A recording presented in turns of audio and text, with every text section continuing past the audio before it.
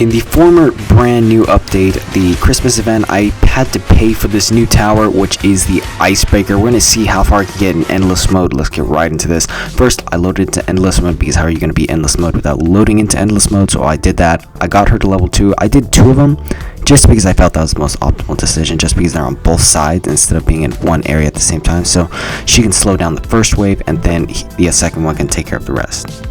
I continued to upgrade them just so they were more effective. I also placed more as well, just because, well, more the merrier basically. The more you have, the better they are. I started placing them like copying it with like a reflection basically. And after I reflected them, I just started upgrading them again, just so I had more firepower. It was looking a little scary just because a couple speedies got by, but after we placed down 3 on each side, it got much better. Some may say it got easy. Anyways, I placed some more, and then the disposalist decided just to chunk out one extra one before he died, which was kind of annoying. We took some damage from that. We look like we're doing good. This guy posed a very big threat because he had 600 health, and I didn't think he was gonna get by, but he got by.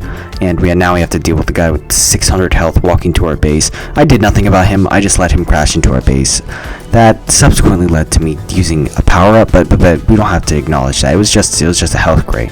It was nothing. We don't have to. Technically, the icebreaker would die earlier than expected in this video because I used a couple health crates, but I want to see how far I can get. I'll tell you how far it got actually, and then how far it got with power-ups at the end.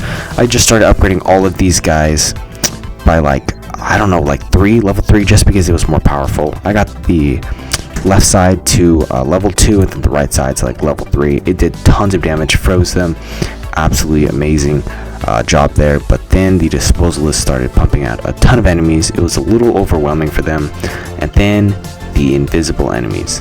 This is where it got difficult. As you can see, all of the invisible enemies are getting by, as well as some other regular ones, but yeah, that is not good at all. Just because we don't want to waste any health, I had to use another health crate, which is kind of cheating, but is it really? I don't know. Then we have an invisible disposalist, which is absolutely insane. I don't know how we're going to beat him, but that's what I'm saying. That's why I'm going to show you how far I got normally and then how far I got with power-ups. So yeah, we just started upgrading all of these icebreakers to like level 4. It's absolutely insane at the end with all the abilities. We can deal with the invisible enemies with a special ability later on, but as of right now, we don't have any way to protect against the invisible enemies until now, where I can put up an ice wall, which is an ability. I'm not sure what that's what the name is, but yeah, we can do that. It's basically just an ice wall. As you can see here, ice wall tanks all of the ghosts, which is absolutely amazing. They do wind up breaking it, I'm pretty sure, but you can just place multiple, so it doesn't really even matter. They also have a blizzard ability, which allows them to freeze enemies. As you can see, the ghosts are frozen, which I mean, I guess it's good. If they're clustered up in all the enemies, that can help you take them out with the ice without the ice spikes. We were able to freeze these abominations. I'm pretty sure that's what their names are, and we absolutely destroyed them. This icebreaker is actually really overpowered. Just the range isn't that big. It's not one of my top melee, but it's definitely really cool if you can just stack an absolute ton, like 1,000,000 ice spikes. That's like, it would be insane. Here we have the Plague Doctor. This guy is absolutely massive. Well, not really that big, because if you've seen the Apex Predator, you know what I'm talking about. That guy's absolutely enormous. But we did actually manage to take out a lot of his health with those ice spikes. That's what I mean. If you stack a ton of those, they'll be really, really effective. Not in endless, but basically in early endless. But who would do that? Who would do ice spike strategy over a golden minigunner?